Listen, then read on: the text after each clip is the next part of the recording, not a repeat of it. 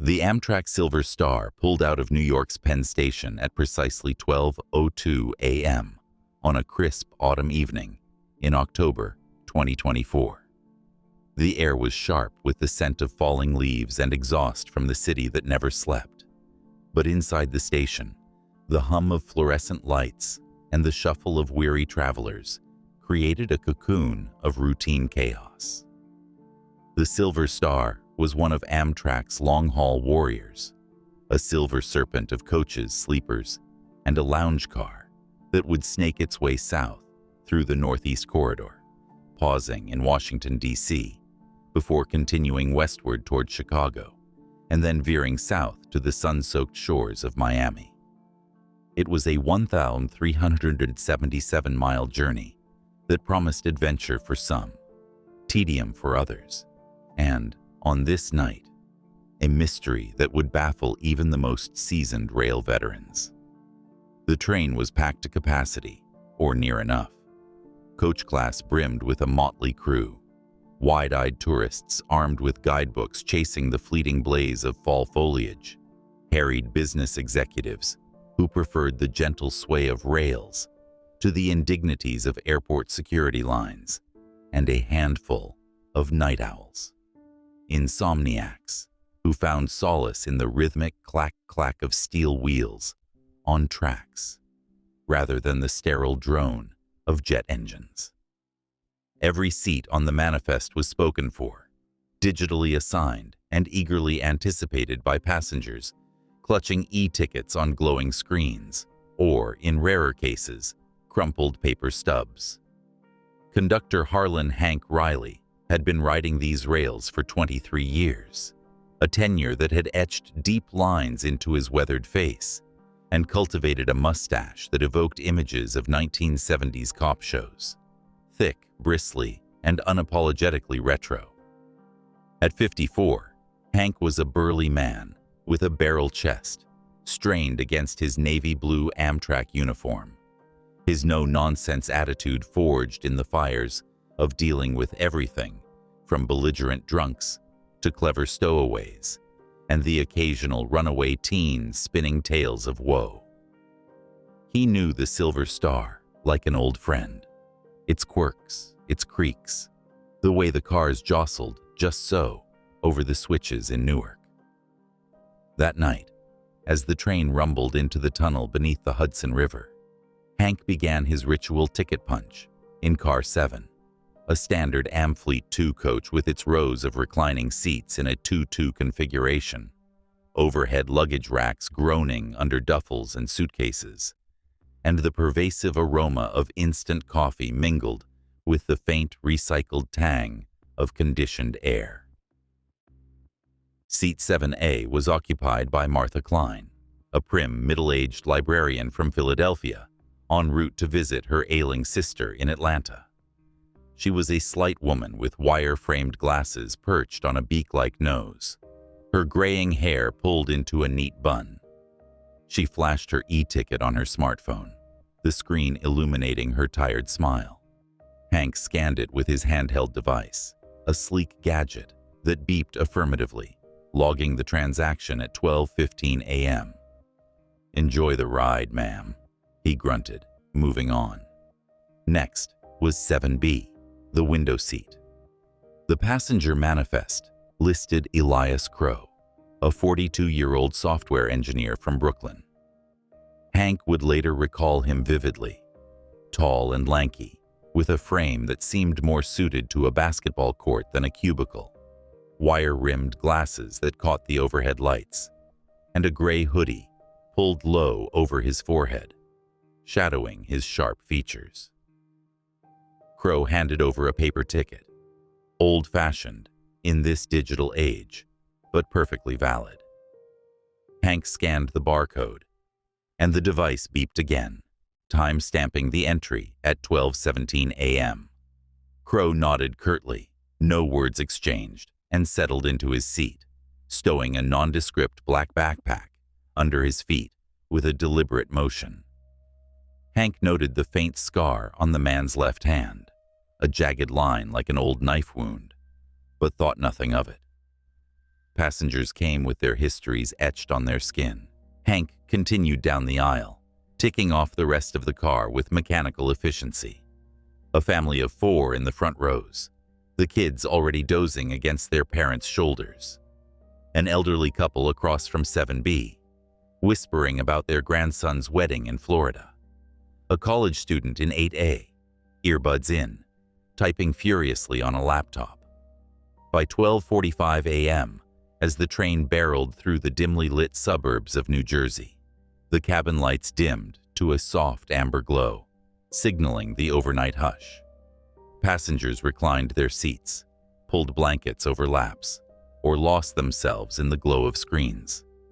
Outside, the world blurred into streaks of sodium vapor lamps and shadowy warehouses. Hank retreated to the lounge car for a styrofoam cup of coffee, black, scalding, the way he liked it, and figured this would be one of those smooth runs where the biggest drama was a clogged toilet or a lost wallet. But routines on the rails have a way of fracturing without warning. Around 2 a.m., as the train hurtled past the sleeping towns of Delaware, Hank embarked on his routine walkthrough. The car was quiet, save for the occasional snore or the rustle of a page in a paperback. He scanned the rows with a practiced eye, noting the lumps of sleeping forms. Then he reached 7B, empty. The seat was upright, undisturbed, but Elias Crowe was nowhere in sight. The black backpack had vanished too. Hank frowned, his mustache twitching. He checked the nearby restrooms, both unoccupied, the doors ajar. No sign of the man.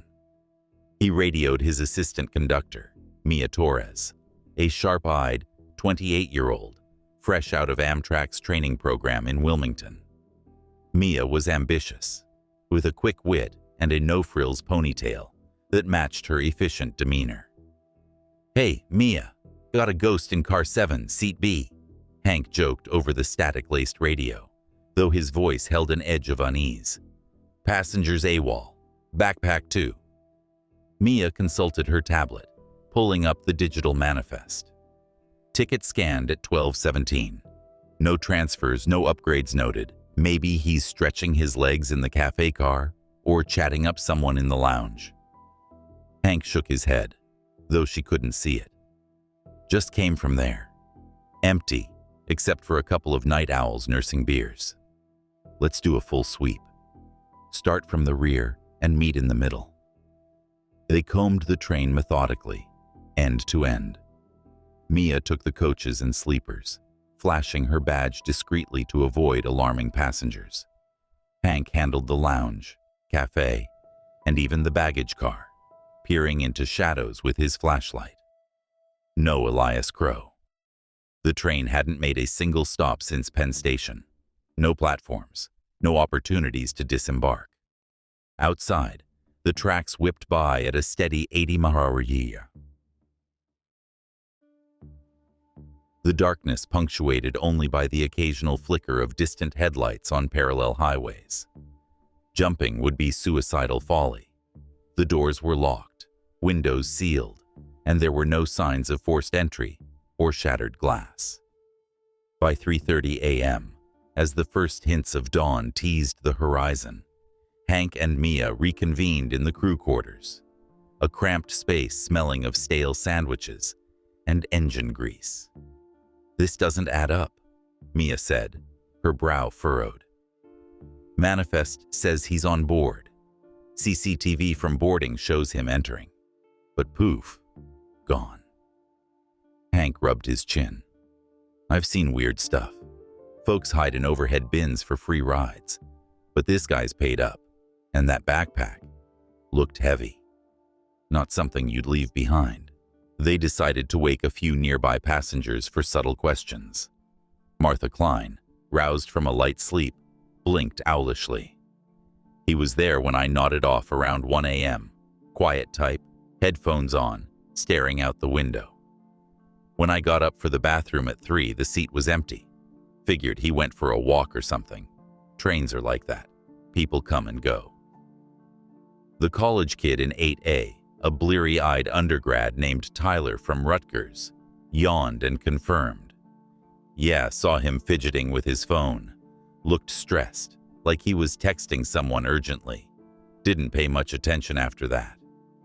The elderly couple, Mr. and Mrs. Hargrove, added details. He had that scar on his hand, fiddled with it nervously. Seemed polite enough though, no chit-chat. No one had seen him leave. No arguments, no suspicious movements. Hank reported it to Amtrak's dispatch, who advised monitoring until the next stop.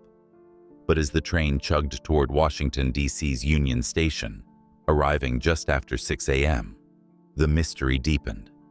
A quick platform search by station staff yielded nothing. Hank filed an official report with Amtrak police. Passenger Elias Crowe boarded at Penn, ticket confirmed, then vanished mid-journey. No signs of foul play, but full search negative. Word spread among the crew like wildfire. Whispers of the Ghost Rider echoed in the lounge car over breakfast sandwiches. Some joked about supernatural hitchhikers haunting the rails. Others speculated darker, suicide jumper, or perhaps pushed by a rival. Mia, ever pragmatic, dismissed the ghosts.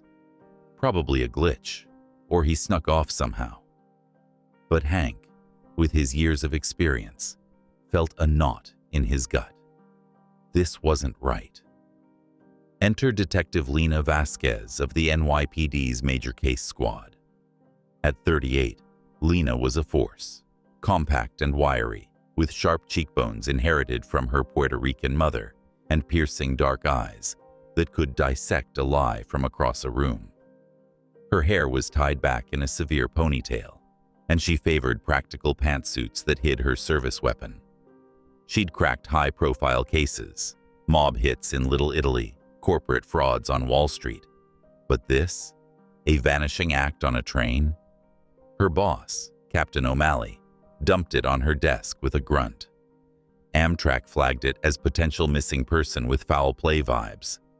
Train crosses state lines, so federal angle if the FBI sniffs around. Play nice, Vasquez. Lena wasn't thrilled. A train trick? Give me a real puzzle, Cap. Consider it a palate cleanser, he replied. Besides, the guy's a software engineer. Could be cyber-related. She boarded the Silver Star in D.C. for the next leg to Chicago, posing as a travel blogger named Elena Vargas, heading west for inspiration. Her cover allowed discreet interviews without spooking the herd. Blending in with a notebook and a camera slung over her shoulder, she settled into an empty seat in car 7, right across from the infamous 7B. First interview, Hank Reilly, in the crew quarters during a brief lull. He walked her through the night, his voice gravelly from too many cigarettes in his youth. Guy was real enough when I scanned him. Tall, skinny, glasses. Didn't say much. Backpack under the seat. Then, nada. Any luggage besides that? Lena asked, jotting notes in shorthand. Nope, just the black pack. Looked like it had some weight to it. Laptop, maybe clothes. She reviewed the CCTV footage from Penn Station, emailed to her by Amtrak security. Grainy but clear. Elias Crowe at a kiosk, purchasing the ticket with cash, 2 hours before departure. No ID required for coach class. He boarded alone, scanned in, took his seat. No visible interactions, though the angle missed finer details. In car 7, Lena sat in 7A. Martha Klein had disembarked in D.C. Her phone statement already taken, consistent with what she'd told Hank. Lena examined the seat meticulously. No blood spatter, no unusual fibers. The overhead rack was empty, the floor clean. She even lifted the seat cushion, finding only crumbs and a lost earbud. As the train rolled toward Chicago, Lena worked the passengers. Tyler, the college kid, elaborated. He was on his phone a lot, like typing fast. I thought I heard him mutter something about misdirection. Weird, right? The Hargroves added color. He seemed agitated, kept looking at his watch. And that scar looked fresh, like from a recent accident. By Chicago, the train had been turned upside down in a full search. Under seats, in vents, even the roof accessed via ladder. No body, no backpack. Elias Crowe was officially a missing person. Back in New York, Lena dove deeper. Crowe's profile: software engineer at Technova, a midtown firm specializing in cybersecurity. Remote worker, lived alone in a Bushwick one-bedroom. Neighbors described him as reclusive. Nice guy, but kept to himself, always coding late at night. His boss, a harried exec named Raj Patel, confirmed via Zoom. Elias was brilliant, handled our encryption protocols, requested time off for personal reasons, said he needed to clear his head, didn't pry.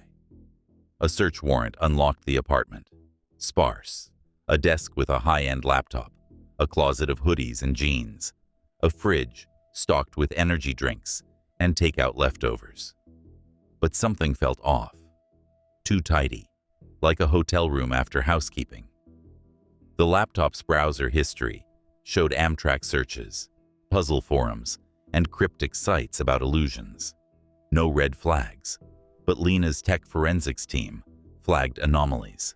Deleted files, wiped caches. Bank records revealed a $5,000 cash withdrawal 2 days prior. No credit activity since. He's planning to go off-grid, Lena mused to her partner, Detective Mike Harrow, a lanky veteran with a coffee addiction. Co-workers at Technova painted Elias as eccentric. Obsessed with puzzles, said a developer named Lisa. Left riddles in the break room, like what has keys but can't open locks? A piano. But his were tougher. Cryptography stuff, ciphers. A puzzle enthusiast. Lena wondered if this disappearance was self-orchestrated, a grand riddle. But why? Forensics from Amtrak provided a nugget. Audio enhancement on boarding CCTV caught Crowe muttering, 7B. Perfect misdirection. Misdirection, like a magician's sleight of hand. Lena re-interviewed Hank by phone. You sure you scanned him? Positive. System logged it. She pulled the scan logs. 12:17 a.m. Cross-referenced with Penn Station entry cams. Crowe on platform at 12:15. Tight window. The ticket was paper. Barcodes duplicable. Lena had her techie pal analyze it. Matched the purchase, but could be copied. Theory forming. What if Crowe never boarded? But footage showed him. A tip from Crowe's ex-girlfriend, Emily in Queens, tracked via social media. Elias loved escape rooms, illusions, idolized Houdini, vanishing acts on trains, underwater escapes. He once built a fake safe for a party trick. Houdini, trains. Lena recalled the master's vanishing elephant illusion, misdirection via hidden compartments. Revisiting the manifest, all seats sold, but perhaps a double book? The riddle coalesced. Seat occupied, then empty, no stops. What if the boarder wasn't Elias? Lena pulled Crowe's DMV photo. Tall, lanky, glasses. Showed it to Hank remotely. That's him. Then she sent lookalikes. Hank paused on one. Similar build. Records check. Elias had a fraternal twin, Jacob Crowe, 42, in Jersey City. Similar height. Build. Close enough with glasses and hoodie. Jacob's record. Minor fraud. Identity theft charges dropped. Lena raided Jacob's apartment with a SWAT team. Inside, the black backpack, bulging with $5,000 cash. Jacob, cuffed and sweating, spilled in interrogation. Elias paid me $2,000 to board as him, gave me the ticket, told me to sit in 7B, act normal, then slip away after lights dimmed. Why? Lena pressed. Alibi. He had business in the city, said he needed records showing he left. I didn't ask details. The business. Elias was embezzling from Technova, hacked internal accounts, siphoned $200,000 over months. That night, he met a fence. Victor Russo, in a Brooklyn alley to launder it. Russo double-crossed, shot him. Body found next day, ID'd via fingerprints. Timeline. Elias bought ticket, withdrew cash. Jacob boarded, scanned, sat. But how did Jacob vanish? Train no stops till DC. The undercarriage. Jacob confessed. Elias scouted the train on test rides. Older Amfleet cars have maintenance panels under seats, removable for wiring access. I cut a loose one in 7B, slipped through with the backpack, hid in the underbelly, rode there till DC emerged trackside. Insane, but Amtrak engineers confirmed. Possible, though deadly risky. Noise, vibrations, cold. But the backpack? Jacob had it, but witnesses saw it gone early. Real twist. Accomplice. Sarah Mills in 6C. Elias's secret lover, co-conspirator in embezzlement. She borrowed the backpack during distraction, passed it down later. Lena tracked Sarah, fled to Chicago, arrested at a motel. She cracked. Elias planned it to fake his escape after the deal, but Victor killed him. We were supposed to meet in Miami with the cash. The puzzle. Impersonation for alibi. Hidden escape to misdirect timeline. Body discovery foiled it. Russo dumped sloppily. Lena nailed Russo with ballistics from the alley gun. Sarah's testimony. Jacob charged with fraud, accessory. Sarah with embezzlement, conspiracy. Seat 7B became legend. Hank retired, regaling bar crowds. Sold, scanned, gone. But Vasquez? She cracked the illusion. In the end, no magic. Just cunning unraveled by detective grit. The rails rolled on, carrying new stories into the night.